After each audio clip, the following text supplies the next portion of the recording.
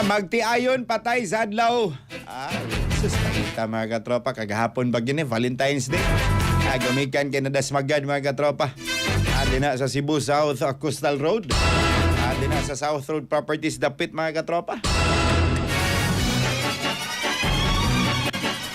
Katropang Justin Loyong ko sa dugang detalye. XFM Police Report. Police Report. Patay ang magtiayon na sa adlaw sa kasing-kasing dihang nadasmagan kini og aluminum van na pasado alas 6 sa gabi natong Pebrero 14, 2026 dito sa may Cebu South Road Property con SRP Cebu City. Ang magtiayon gilas kapulisan nga sila si Salvador Jr. Bacayo Heraldizo sa 67 anyos, patay sab ang asawa nining si Cecilia Cabardo Heraldizo sa 68 anyos, kasado residente sa Dito Pastrita, Barangay Sawang Calero, Dakbayan sa Sugbo. Samtang ang driver sa aluminum van gilang nga si Charlie Ancultina Sabaliano, 38 anyos, kasado residente sa may barangay Sagay, lungsod sa Bourbon.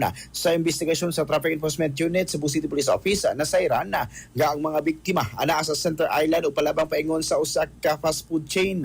Matod sa driver sa mong sakyanan gingong paglabang sa magtiayon na atras kini hinungdan nga naigo kini nga resulta sa pagkalabay sa maungga mga biktima. Gumikan sa kusog sa impact si Salvador dead on the spot, sabtang ang asawa nining si Cecilia gisoyan pa pagdala sa mga sakop sa rescue team. Apan pag-abot sa balay tambalanan gideklar kini nga dead on arrival sa doktor. Ang driver sa aluminum van kasabtang gikustudya sa kapulisan samtang gipaabot pa ang desisyon sa pamilya sa mga biktima.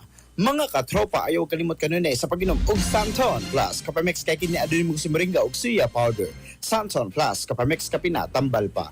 Alang sa nagkahiusang Pilipino para sa Pilipinas, inyong katropa Justin Lu Yungko, XFM News. Live report.